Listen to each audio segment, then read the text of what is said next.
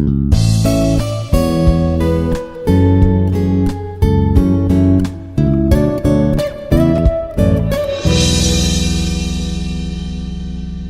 everybody, I am Krishna Rao Patro. Today we'll discuss about how thread synchronization you can do with the help of synchronized method. So in the previous session you have seen using synchronized block. Now we'll see how to use thread synchronization using synchronized method. So when I say thread is nothing but a lightweight process. So in a program there may be multiple lightweight process, but there may be some common resources. So how these common resources can be utilized in a systematic manner between the threads. If one thread is using that resource, other thread has to wait until that thread completes the complete process, the complete task. This thread has to wait. Once this thread completes, then another thread has to get chance. So there must be a cooperation between the threads. So it follows the mutual exclusive nature. So that means if one is using the resource, other has to wait with patience. Even though the first thread may be sleeping, second thread has to wait. So now this thing we'll see. Synchronization in Java is a process that allows only one thread at a particular time to complete the given task entirely. So whenever there is a task to be done by thread T1, other thread T2, but once the thread enters into this area, then it has to do all the task, means all the statements. If T1 is entering into this resource area, this area is called critical region. Once it enters into the critical region, when the T1 enters, then T2 has to wait outside. How long? Until it finishes statement 1, 2, 3, 4, 5, 6, 7, 8, 9, 10, 11. For example, there are 11 statements are there. In between it may sleep also. So this T2 will be waiting until the T1 completes 1 to 11 statements. So like this it has to do. So now a mutual exclusive helps keep the thread from interfering with one another while sharing the data. So while sharing the data, other has to patiently wait. So it can be achieved by using one of the following three ways. Either by synchronization method or synchronized block or static synchronization. So now I think in the previous session we have seen synchronized block. Now we'll see how to use synchronized method. So using synchronization method, it will permit the thread to do the task in a systematic manner from the beginning to till end. Now let us have a small application. A sender is one process, means a task. This will be sending a message, means it will be doing a task. What task? Whatever the message I am sending, the message I want to print. Send the message. After printing that message, this thread is sleeping. How much? 1000 millisecond. 1000 millisecond. That means 1 second. After sleeping, it is waking up. After waking up, message sent. So that means I will be using this method to print this message. Okay, and this is my thread. That is my resource. This is my resource. This resource will be utilized by the thread. So thread send, extend thread. So once you extend from thread class, then it will behave like a thread. I think I told you there are two ways to create thread. One is by extending thread class, by extending thread. Second is by implementing runnable interface.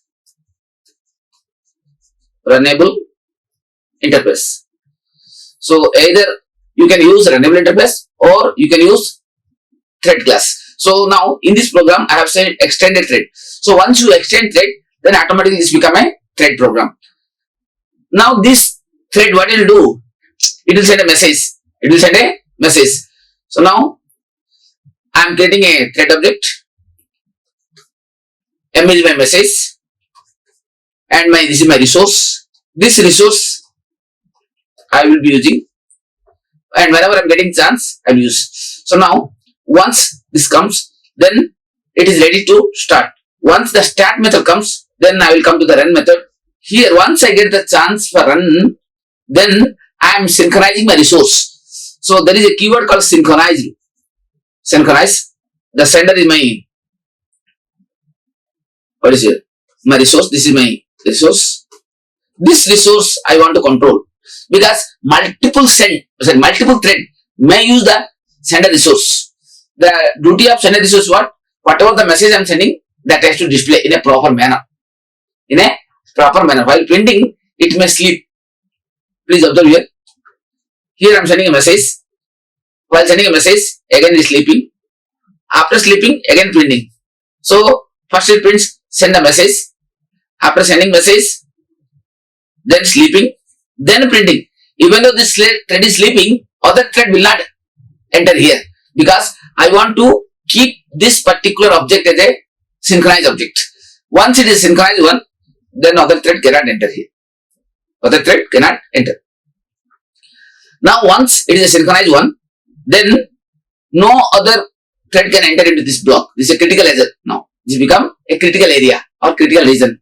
Once it enters in the critical region, then I can do my duty. What is my duty? To print the message.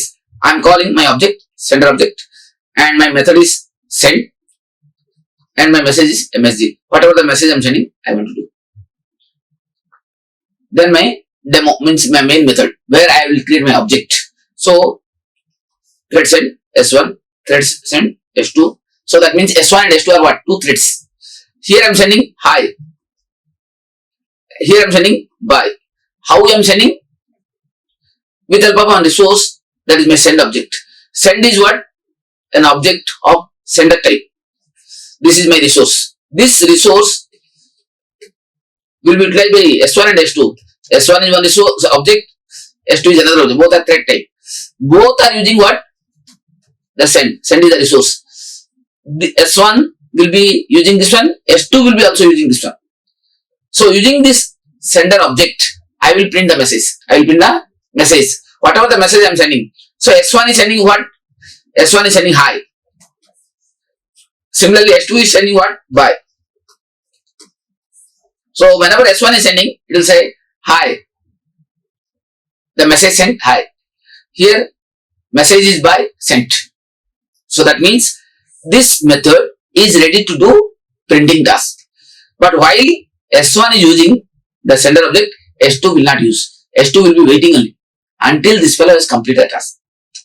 So that there is no interference. And I told you in the thread life cycle, first of all, after creating the thread, then you have to call the method called start. Once the start method is called, then automatically it is ready to run. That means both will be standing in a queue. So S1 and S2 both are standing in a queue. After standing in a queue, it can get a chance to use the resource. After getting the resource, then it will do the task. What is the task? To print the something. Assume this fellow is sending hi, this fellow bye. So this message I want to print it. After that, sometime it may finish fast. S1 may finish fast or S2 may finish, but both comes under our main method or main thread. So main thread is my parent thread. Main is my parent thread. S1 and S2 are my child thread. So without main thread, S1 S2 cannot finish fast. Sorry, without S1 and S2, main cannot terminate before. So that means main has to wait until S1 S2 completes. So that's why I said here S1.join plus S2.join. So that it is asking the main to please wait. So main thread will be keep on waiting until S1 and S2 completes. Otherwise, what will happen? If main thread is completing before, then this S1 had to become orphan thread. This become orphan. So this may lead to some unreliable system. So I don't want to make my thread to be orphan, because this should be under the control of the parent. So to make parent to be alive, you can use the join method. Once you say join, the main method will keep on alive until the child completes. Here the main is parent thread, main is parent thread, and S1 and S2 are the child thread. Child thread. So to make parent to be alive, please always write join method. So S1.join and S2.join will allow you to keep alive. So once it works, it will print the corresponding message. Now let us see in the notepad how you can work. Now I'll show you how it is. Control N. First I will write the resource, because a common resource should be used by both the thread. Plus assume sender is my resource. It is not a thread. It is not a thread. It is my resource. This resource duty is what? To do some task. It will allow to do some task. Assume my sender. I am having a string MSG. I am sending a message.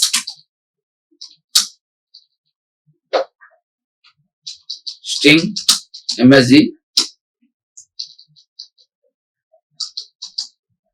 This dot MSG equal to MSG. So whatever the message I am sending, then I will say print or send. Sender is the class name, and I will say print message. I will write, assume void print message.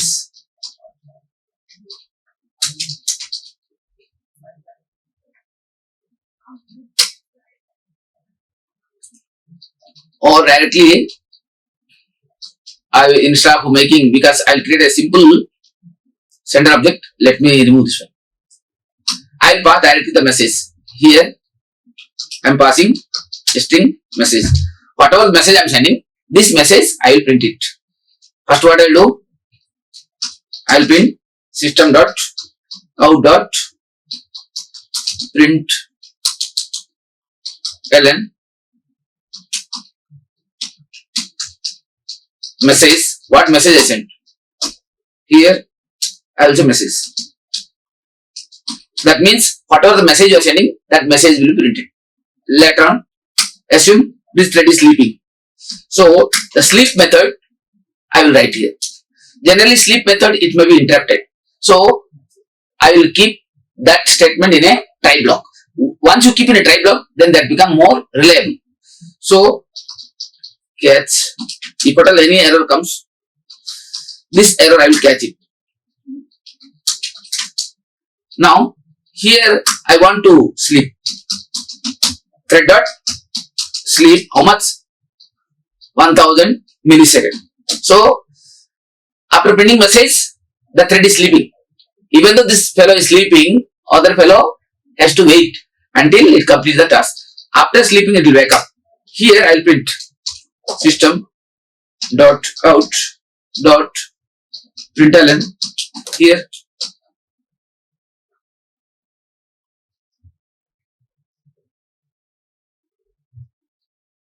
message hi and message sent.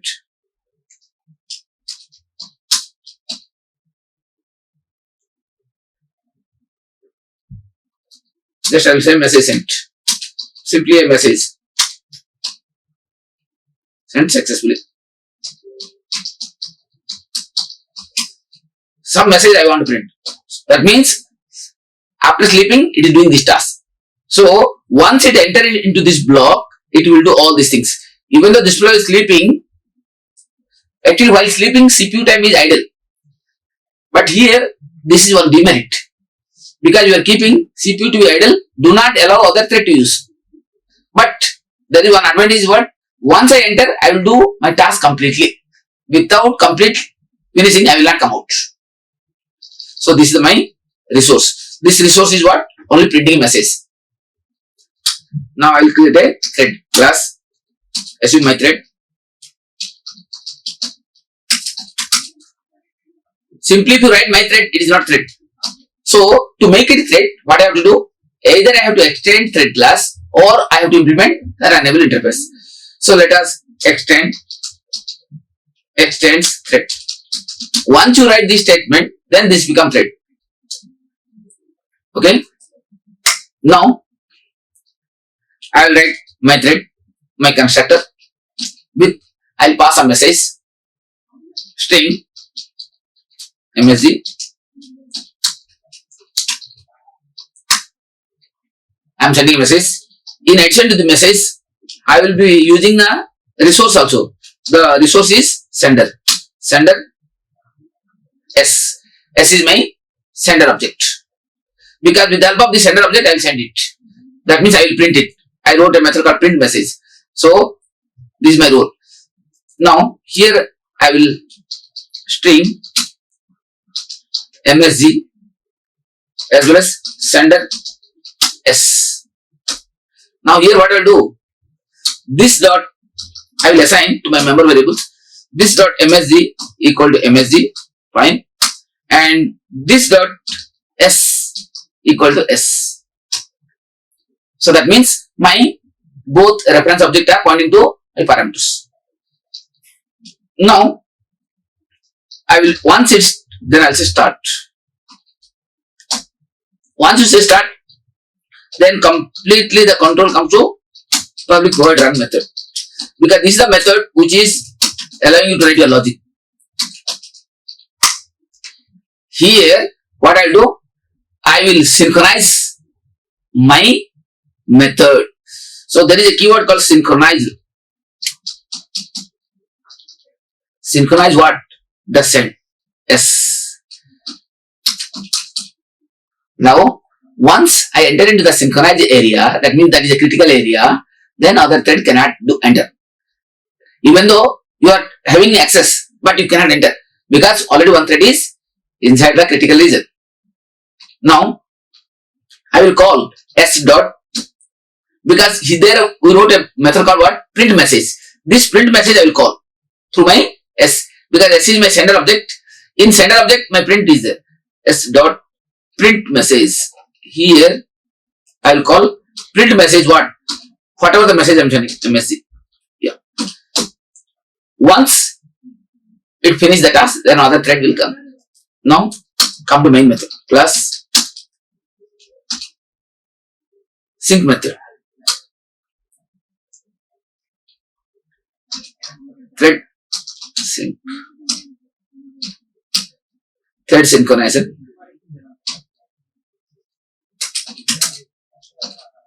Now here what I am doing? Resource. Here I am writing resource to be used by multiple threads. Multiple threads. Now here I am calling this message. Here what I will do, this is my main method. This is our main thread, because every thread program will have a main thread first, the parent thread.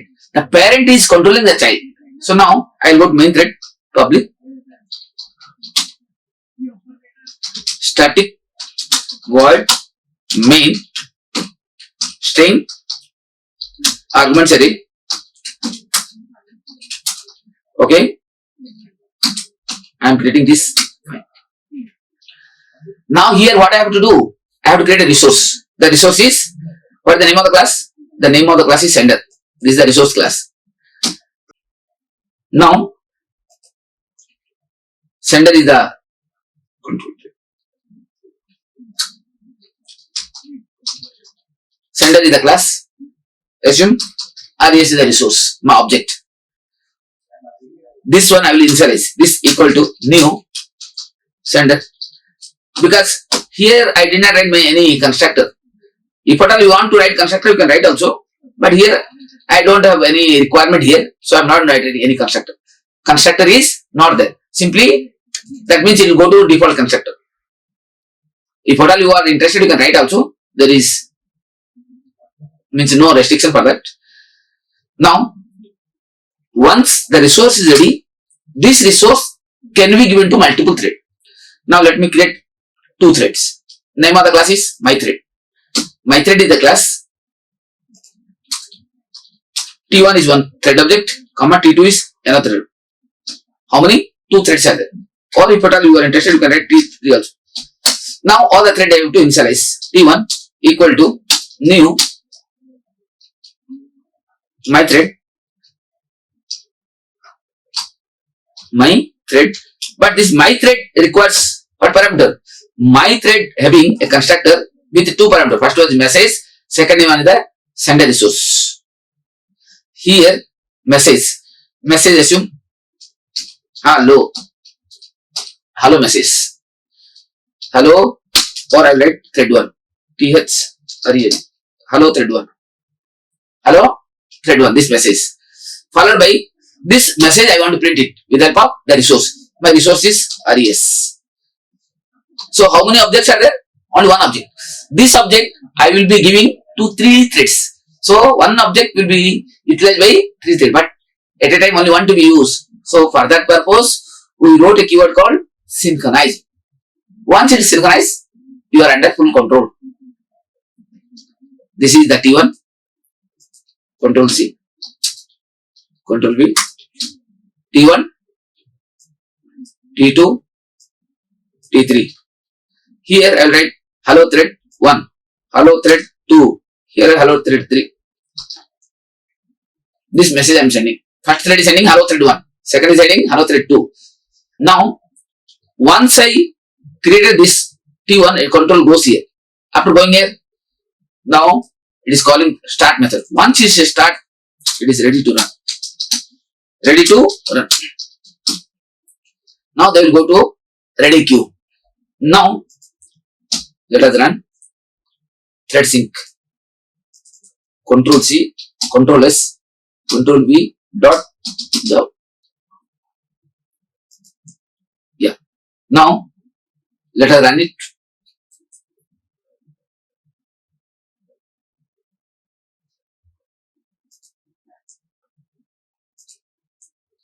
Java C, thread sync, Java,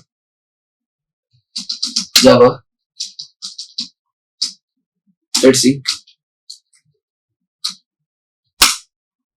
Now first thread. Now see, first to hello thread and send successfully. Then hello thread 2. Sorry, then thread 3 came, then send successfully. After finishing thread 3, then thread 2 came. If at all you want to print in a single line, what you have to do? It is coming in 2 different lines, but I want to print in the same line. Here, while sending a message,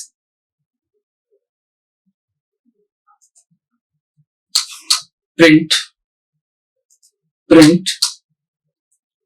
message sent successfully. Then I'll put a backslash n. New line.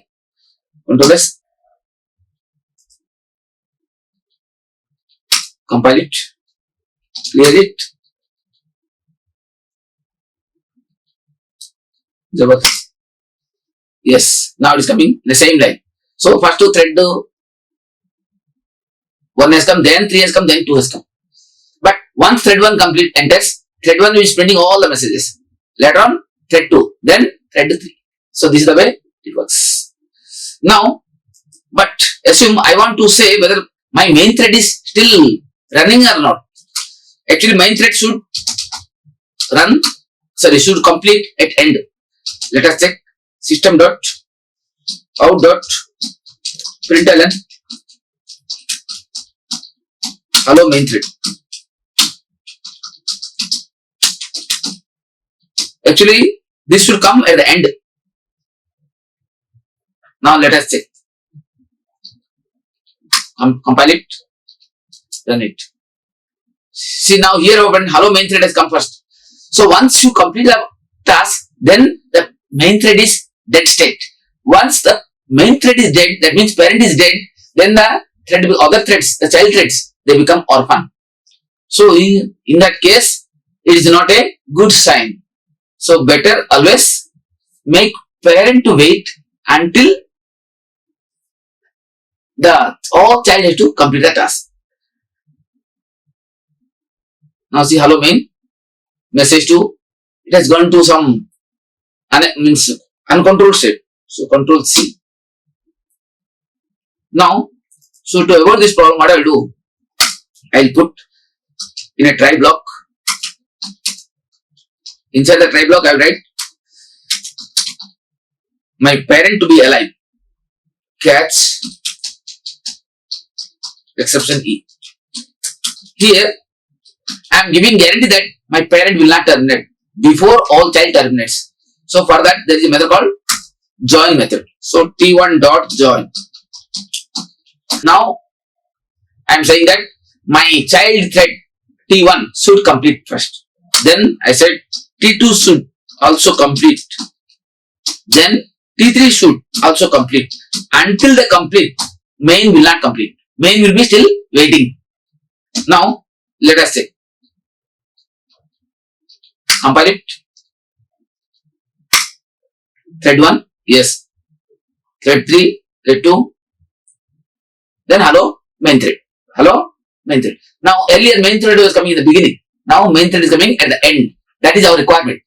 So, whenever you want to say parent should be complete the task at the end, then better go for always the join method. So, once you say join, it is waiting for the child to complete its task. Now, the childs are not a orphan child. They are having a parent. So, this is the way you can do. There is also, you can change a little bit. Here, I think you wrote here synchronized keyword. Instead of this, Control X, I will write here. And here, the message, here I will write synchronize. Synchronize. Now my method is synchronize. Now let us see. Same program. Instead of making the block, I am making this one. Control S. Compile. Hello thread 1. Hello thread 2. Hello. Yeah. Now, so this is the way else you can do. So now it is synchronized method. Now print message is a synchronized method.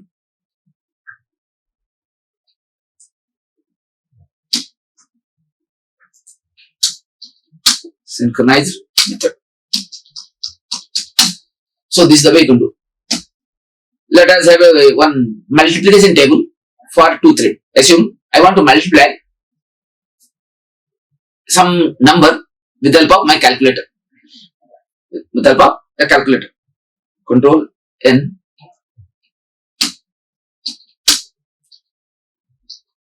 Calculator is my resource. Calculator is resource. This resource to be used by 2 students. Calculator resource to be used by 2 students.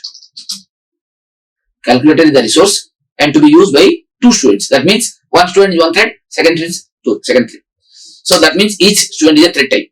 So now what I will do? Class calc. My calc having capability to multiply. So I will write show table. So table. The multiplication table, whatever the multiplication value you are passing, that one I want to multiply. That I want to multiply. How many times I have to multiply? 10 times. So that means my loop repeats from I equal to 1 to until I less than equal to 10 and I plus plus. Now,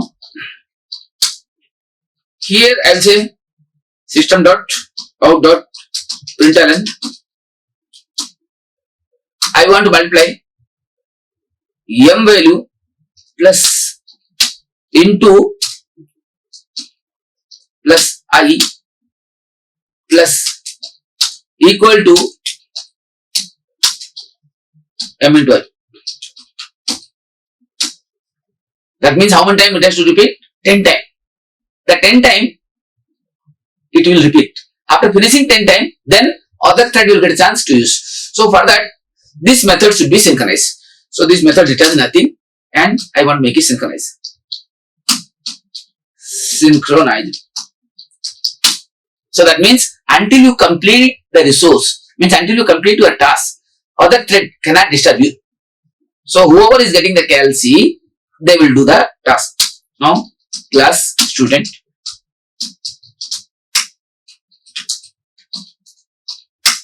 class student. Now this student should behave like a thread. So here what I do, extends thread, extends thread. Now I will create the student constructor. For every student there is a name, so I will give a name, name of the student, what type, string type, and for every student I will give a task, what task, the multiplication task, int m, and for every student I will give the KLC, KLC C. So that means while creating the student object, I am passing three data, name of the student, what value you have to multiply, plus what is the resource you have to use. My KLC is the resource. Now here int m equal to int m and KLC C. Now whatever the parameter I am passing, that I will assign it. This dot m equal to m means the multiplication value I am assigning, and this dot KLC equal to KLC. Means sorry, this dot C equal to C. Once it is given, then I will say start. So, and whatever the name you are giving, that name I will assign it. Set name. Before that I will say set name. Set name, the name. Because for every thread I want to give a name. Now I will, because once you say start, always it goes to the run method. So public void run. This method, what it will do? It will start calling. What calling? The show table. So here, once I comes here, show table, who is multiplying? Assume I will pass the name also. The string name also.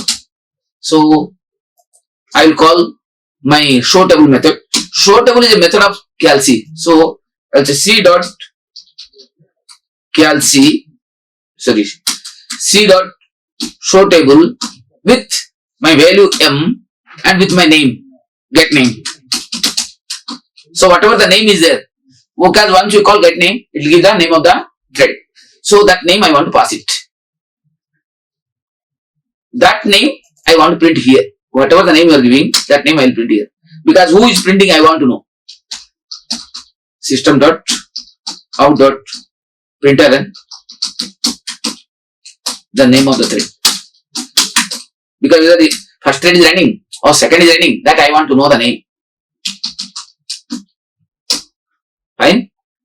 So I am calling my KLC with the show table method. I am passing that m as a parameter and the name of the thread. So here I am passing the m and there. This m I am multiplying. Now this student controlled by whom? The student is controlled by the teacher. So class teacher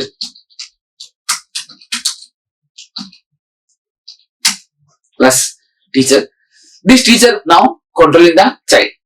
So there my main method is there. Public static void main string arguments array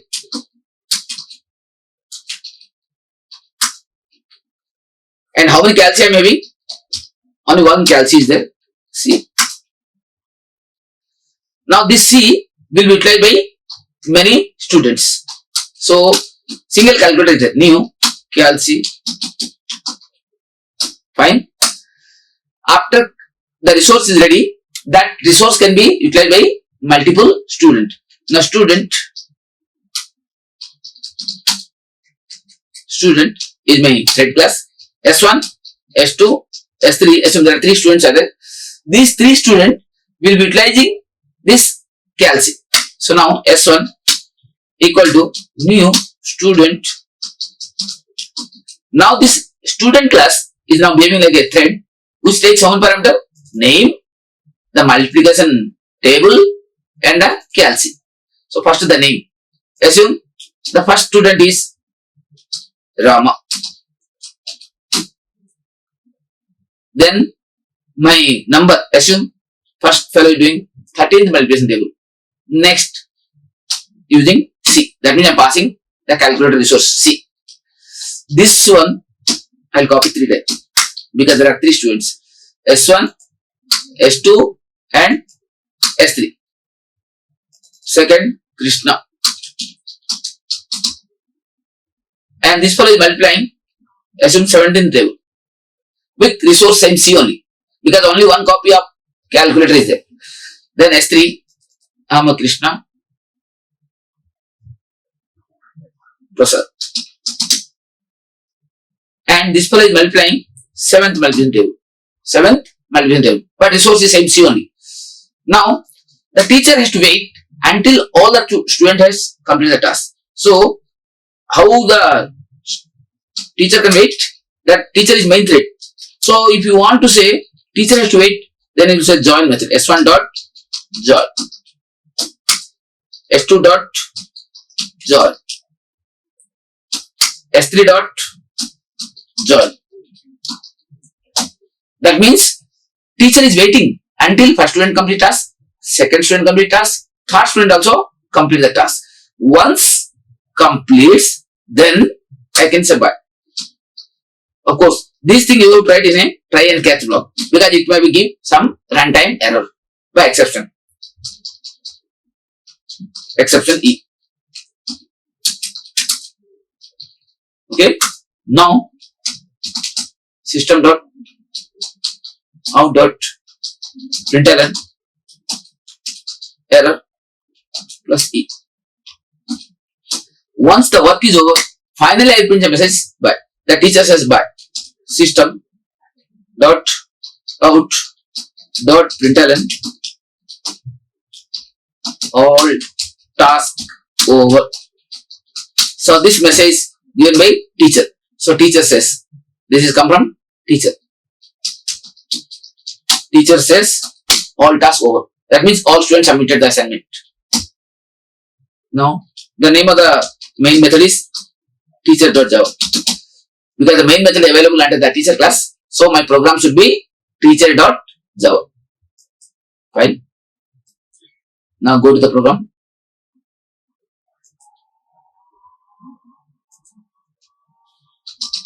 Java C teacher.java.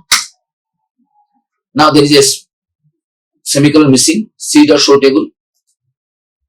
C dot show, yeah, comma is missing. Control S.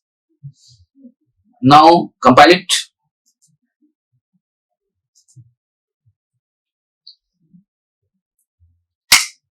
Yes, compile successfully. Now run it. Java teacher. Yeah. Now did you observe here?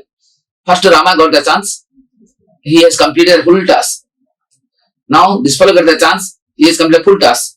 Now this fellow got the chance. He got the full task. So this is the way it works. If at all it is a not synchronized one, then it may come in haphazard order. Now let us observe here. For example, I may ask, do not synchronize. In that case, what will happen? Clear the things. Compile it. Did you observe here? 1, 2, up to 7 he has done. He has not done the 8th one. Then Krishna, Prasad, then it comes in haphazard way, which looks very odd. So, once I given the calculator to one student, he has to do from 1 to 10. Because multiplication table means what? 1, 2, 3, 4, 5, 6, 7, 8, 9, 10. After finishing 10, then second student has to do.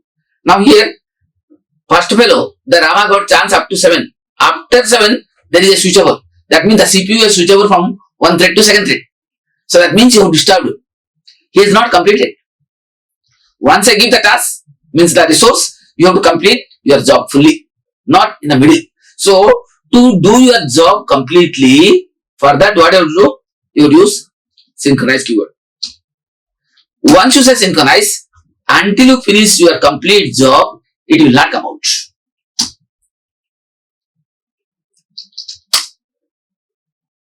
Now see, yeah. Now see, 1, 2, 3, 4, 5, 6, 7, 8, 9, 10. Until 10, the CPU is with thread 1 only, with Rama only. Then, when the Krishna gets the chance, 1, 2, 3, 4, 5, 6, 7, 8, 9, 10. That means it has done the complete task. Similarly, third thread, 1, 2, 3, 4, 5, up to 10. Then the teacher is saying, all tasks over. So that means to make your work in a systematic manner and from beginning to till end, nobody can disturb you. So for that, always use synchronized work. So today, we'll learn about how to use synchronized method to utilize the resource fully. So, you are following a concept called mutual exclusion. That means if one thread is entering, other thread has to wait until it finishes that job. So this is the way you can do your program. So today you will learn about how to use synchronized method. So next session we'll see how to do other synchronized concepts. Okay. Thank you. Like, share and subscribe. Hit the bell icon for more updates.